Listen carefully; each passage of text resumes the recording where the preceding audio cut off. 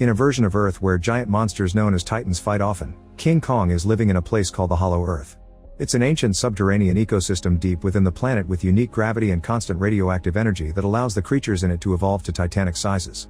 One day Kong is being chased by giant wart dogs, so he heads toward a cliff's edge where he's prepared a trap for the beasts to fall into. Kong also throws a tree trunk that activates a second trap, causing rocks to fall on his enemies. The wart dogs refuse to give up, so Kong grabs one of them and tears it in two, roaring as the blood falls on him to prove he's the boss of the area. Terrified, the wart dogs run away. Afterward, Kong washes himself in the waterfall and eats the enemy he killed, growling in pain when he discovers he has a bad tooth. Suddenly he hears a roar in the distance, and the distraction allows a huge reptile to steal the meat from him. Kong only struggles for a few seconds before letting it go, more interested in what he just heard. He follows the noise but only finds a random little animal and not more like him as he thought. Meanwhile, on the surface, Dr. Eileen works for Monarch, an organization who keeps an eye on the global threats posed by Titans. She has a special system to watch them all and make sure they aren't getting in trouble. Eileen is worried about Kong because he's from a social species and he shouldn't be alone. Whenever a bad monster appears to destroy a city, the legendary Godzilla comes out of his home in the ocean to fight them and keep humanity safe. In Rome, a giant spider-like monster starts terrorizing the streets and Godzilla immediately appears to attack it, destroying some buildings in the process. After throwing the beast around, Godzilla makes it explode with his atomic breath. He celebrates the victory with a roar and goes to nap inside the Colosseum. At a Monarch outpost in Hollow Earth, the researchers detect heavy energy readings coming from the sinkhole from Kong's wartdog trap. Eileen is immediately alerted about this and she flies to the Hollow Earth access point in Barbados, where Director Hampton shows her pretty high spikes in their sensor array. Meanwhile, in the Monarch Base Academy, Eileen's adopted daughter Gia starts feeling dizzy in class. She closes her eyes and her hands moves on its own as snow starts falling inside the room. Suddenly she has a vision involving the Titans and the teacher wakes her up, only to discover she unintentionally made drawings all over her schoolwork and the desk. After class, Gia must clean her desk and the teachers tell Eileen that Gia is having trouble fitting in. Using sign language, Eileen tries to talk to Gia, who just says she's worried about Kong and that she doesn't feel like she belongs on the surface. It turns out Gia is the last member of the Iwi tribe from Skull Island, Kong's original home. Later at home, Eileen realizes that Gia's drawings match the spikes from the sensor array. At the same time in Hollow Earth, an unknown Titan destroys the outpost. This causes Gia to wake up from a nightmare and Eileen has to promise there's nothing wrong with her. The next day Eileen travels to Miami to find conspiracy podcaster Bernie, who has helped her with Titans before. He agrees to team up with her again as long as he gets to visit Hollow Earth. At that moment, Eileen receives an alert about another energy surge that even Godzilla senses. He immediately leaves Rome to search for the source, destroying more buildings in the way. At the same time, the access point opens and everyone in the base panics, but it's just Kong, who asks for help with his tooth. While the scientists give Kong a sedative, veterinarian Trapper flies over in his special aircraft and uses it to pull out Kong's bad tooth, replacing it with a very strong metallic prosthetic. Afterwards, Bernie tells Eileen that he's realized each spike matches a Titan appearing on the surface. His analysis concludes this energy is a distress call from Hollow Earth. Hampton authorizes a team to go down there, so pilot Mikael takes Eileen, Bernie, Trapper, and Gia in his very advanced aircraft and they follow Kong when he jumps back into the access point. The trip is full of crazy lights and shaking that makes Bernie feel like he's high, but it's quite safe and soon they make it to Hollow Earth. A bunch of vertisigns start flying near them, so Trapper explains they're harmless and activates the camouflage in the ship to blend in. Meanwhile, a Monarch team rushes to France, where a nuclear power plant is on fire. The soldiers find giant paw prints nearby and discover Godzilla is there absorbing all the radiation to charge himself up. As his body starts to glow, Monarch jets fly in to try to stop him, but Godzilla swats at them before bringing them down by expelling blue energy. Hampton informs Eileen that Godzilla is clearly preparing for something, but the connection soon ends because of the energy in Hollow Earth. Eileen's team reaches the Monarch outpost and is devastated to find all the scientists dead and the building absolutely destroyed. There's a bloody paw print on the stone walls that doesn't belong to Kong, and Trapper says it's a call for war. They find an unbroken security camera and hope they can get answers from it. Elsewhere, Kong gets his axe before jumping into the sinkhole he created the other day. He finds a bunch of glowing crystals but also the bones of creatures like him. After hearing some roars in the distance, he crosses a waterfall and discovers an uncharted subterranean realm. A shadow begins moving toward him and he meets a young primate named Suko. Kong tries to approach him peacefully, but Suko bites his hand and summons more apes to attack. They tackle Kong and quickly disarm him to then use his own axe against him, but Kong is still stronger and easily pushes them away. When Suko jumps on Kong's face, he grabs him and uses him as a club to beat up the other apes.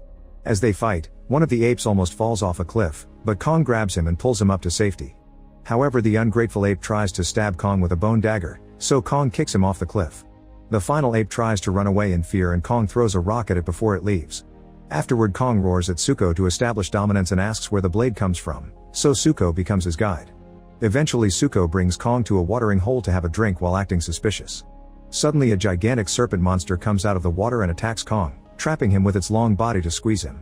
Suko immediately runs away, but suddenly the axe blocks his way. It turns out Kong easily decapitated the monster. Then he takes a break to eat the serpent and even shares it with Suko, who is surprised that he's being fed after leading Kong to a trap. In the aircraft, Eileen accesses the security footage and discovers an ape destroyed the outpost. Suddenly an energy surge causes their ship to start going down, but thankfully Mikkel regains control just in time. Gia can sense where the surge came from, so they land the ship and follow her directions through the jungle. Trapper starts smelling something weird and says they should turn around, but Mikkel ignores him and announces he's in charge. At that moment a tree creature eats him whole and the group runs away. Eileen tries calling for help but her device isn't working. After wandering around for a while, Gia finds some old ruins that seem to belong to the Iwi tribe. There's a big structure at the back with a decoration of Mothra, the queen of the monsters. A glowing bug suddenly lies on a triangle on the wall, so Gia presses it and causes water to come out. They follow it through the structure and find an organic protective veil. When Trapper touches it, it starts glowing and Gia opens it to reveal the subterranean realm. In Spain, people run in panic as a charged-up Godzilla crosses the city and returns to the ocean. A Monarch submarine tracks his trajectory and deduces he's going to the Arctic Ocean where a very aggressive titan called Tiamat lives. The researchers determine that if Godzilla kills Tiamat, he will become supercharged.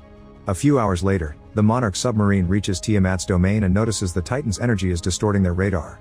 Suddenly a light brightens the area. It's Godzilla's atomic breath, which is causing some serious damage to the submarine while destroying a layer of ice to wake up the other titan. Tiamat quickly comes out glowing magenta and uses its body to trap Godzilla, who retaliates by biting a chunk of its flesh. Tiamat immediately bites back and Godzilla starts to charge up by absorbing its energy, causing an atomic beam that even reaches the surface. The mighty Tiamat becomes sushi and Godzilla enters its lair, where it rests as it absorbs all the energy in the area. Back to Eileen's team, they hear a noise and suddenly get surrounded by warriors with spears. However, they also recognize Gia and decide to take the group with them. They reach a glowing cave and realize this is an entire Iwi civilization, who communicate with each other through telepathy. On the ceiling they notice various vortex portals, which could potentially take them all over Earth. The leader of the tribe touches Gia's hands and they both share memories. The leader shows Gia the life of the tribe and in return Gia shows her life on the surface. The leader is pleased and orders her guards to let the rest of the team go. The group is taken to a crystal formation and Eileen realizes that the distress signal came from here. They send it with the big crystal to warn Godzilla about an incoming danger. Further into the Iwi's temple, some special water is poured to light up the place, revealing the Iwi history on the walls which Eileen translates. Long ago, the great apes were humanity's protectors, but a ruthless leader known as the Scar King led an army of apes to try and attack the surface world in a war against Godzilla and his species. Godzilla stepped in and trapped the Scar King and his army in Hollow Earth to prevent them from attacking again. However, this danger will come back and Godzilla is now charging for it. Only a direct descendant of the Iwi will be able to reawaken Queen Mothra to bring back peace. Meanwhile, Kong follows Suko on a bridge made of bones and enters a very hot area where he's shocked to discover other great apes being held as slaves and forced into hard labor. When a guard punishes a worker, Kong comes to help and earns the guard's fury. Kong just punches the ape down and demands to see the monster in charge. At that moment the Scar King comes out and sees King's metal tooth, so all the apes laugh at him. Then Scar King tries to punish Suko for bringing Kong, only for the worker from before to defend him. The Scar King kicks the ape into a pit of lava and Kong roars to complain.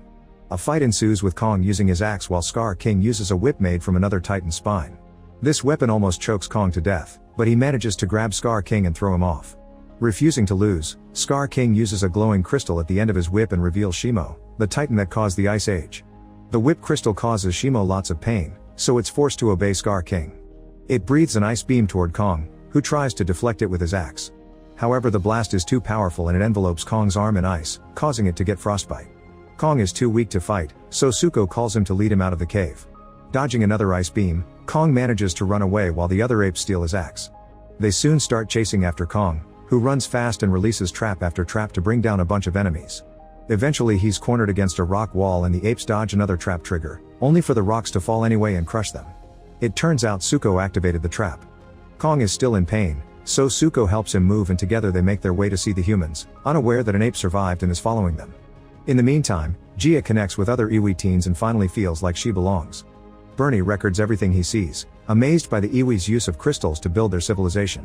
Suddenly a horn alarm wails and the Iwi rush to open the veil, finding Kong with his wounded arm. This is seen by the enemy ape, who immediately leaves to report to its boss. Scar King gathers an army and leads them while riding Shimo, ready to start an invasion while Zuko sees them from afar. In the Arctic, Godzilla awakens and breaks the ice, showing its new magenta glow. Back to Kong, he's too weak and falls to the ground, so Gia tries to tell him they'll take care of him. Trapper scans the injury and announces he's been working on a device called Operation Powerhouse, which he designed to give Kong a boost in case another powerful Titan appeared. He goes back to the destroyed outpost to bring a bunch of pieces and reveals a giant glove that he puts around Kong's injured arm. It takes Kong a moment to get used to it, but soon he regains mobility and punches the ground, pleased with the result. At that moment Zuko comes to warn them about Scar King's plans, so Kong immediately jumps through a vortex portal to appear in the middle of Egypt, damaging the pyramids and causing people to fall.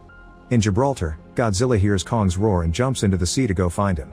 At the same time in Hollow Earth, the Iwi get Gia ready and the girl approaches a large crystal, using her hand to activate some gold energy. This wakes up Mothra, who thanks Gia before flying to the surface. Then the Iwi start evacuating the cave. After destroying bridges with his swimming, Godzilla reaches Egypt, where Kong tries to explain the situation. However, Godzilla thinks Kong wants to attack humanity and pushes him against the pyramids. A fight ensues and Kong manages to land some good punches thanks to his mechanic arm. Then he grabs Godzilla's tail and starts dragging him toward the portal, only for Godzilla to glow and shoot his atomic breath, destroying more pyramids. He pushes Kong down and charges again, but this time Mothra appears and pushes him back. Gia also appears and together with Mothra they use telepathy to finally explain the situation. Godzilla roars to agree to team up. Eileen's team follow the Iwi to the area underneath the pyramids, where they pour a red liquid into the water that causes the crystals to move. Hopefully this will create a gravity surge that will hold the evil titans back. At that moment Scar King breaks the veil and comes inside, making Shimo freeze the crystals before they can finish the process. Trapper gets on his aircraft and brings over a bunch of vertisigns, who attack the ape army with bioelectricity. While the group escapes in Trapper's ship, Shimo shoots ice again to scare the vertisigns away. Thankfully Godzilla and Kong show up and jump to meet with Scar King and Shimo at the same time the crystals release the surge. The gravity causes the titans to float around, but that doesn't stop them from attacking each other whenever they have the chance. Trapper's ship almost gets smacked too, but Mothra comes in to protect them and the portals. Some ape soldiers try to join the fight so Zuko jumps in too, throwing rocks at them to keep them away. Shimo shoots ice at Godzilla and almost freezes him, however Mothra distracts it and Godzilla breaks the ice with its magenta charge. Then Mothra catches Trapper's ship and puts it down while Zuko kicks an ape guard off to its death. Kong recovers his axe from the enemy and exchanges blows with Scar King and his whip, but sadly Kong loses his axe again when a portal opens and drags all the titans to Brazil. The people on the beach immediately run away in panic as the waves freeze and the titans break through the ice. Scar King makes Shimo unleash its ice powers, causing the sky to go black before it starts freezing the city too. Suddenly Godzilla shoots an atomic beam at Shimo at the same time that Kong punches Scar King, causing him to lose a tooth. The fight continues among the four titans as they throw each other all over the place, destroying dozens of buildings. After Scar King tosses a building with his whip, he and Shimo attack Kong together, forcing him to use the glove to protect himself from an incoming ice beam. At that moment Godzilla finishes charging and shoots at Scar King, who dodges the attack and retaliates with his whip. Godzilla catches it with his mouth and uses it to throw Scar King down before breaking it, causing the crystal to fall. While Kong continues to be under Shimo's beam, Godzilla shoots at Scar King again, who jumps to dodge and recover the crystal, only for Godzilla to shoot it out of his hand. Then Godzilla jumps on Shimo to attack it while Kong and Scar King begin fighting to get to the crystal. Suddenly Zuko appears with the axe and shatters the crystal, which sends a shockwave that throws all the titans back. Shimo quickly recovers and realizes it isn't under Scar King's control anymore. When Kong and Godzilla start throwing Scar King around like a tennis ball, Shimo shoots his ice beam and freezes its slaver as revenge. Now Kong can throw him on the ground to shatter him to death while Godzilla uses his breath to clean up the sky. With the fight finally over, Mothra takes Gia back to the Hollow Earth and the girl confirms she wants to keep living on the surface with Eileen. Mothra repairs the veil, and a tired Godzilla returns to rest at the Colosseum. Kong and Zuko ride Shimo back to the ape tribe, where Kong earns the gratitude of the slaves and becomes their new leader. Make sure to subscribe and turn on notifications so you can watch more videos like this. Thanks for watching.